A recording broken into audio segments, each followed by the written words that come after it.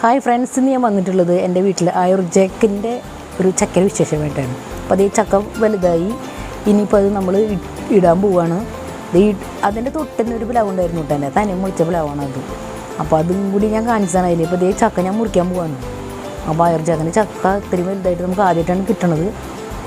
അപ്പോൾ ഞാൻ മുറിച്ചപ്പോൾ ഇത്ര രസം ഉണ്ടാവുമെന്നൊന്നും വിചാരിച്ചില്ല. അപ്പോൾ ഈ പൊളിച്ചപ്പോൾ നല്ല അടിപൊളി സാധനം, അടിപൊളി ചക്ക, നിറയെ ചുളയായിട്ടുള്ള ചക്ക, നല്ല ഭംഗിയും കാണാനായിട്ട്.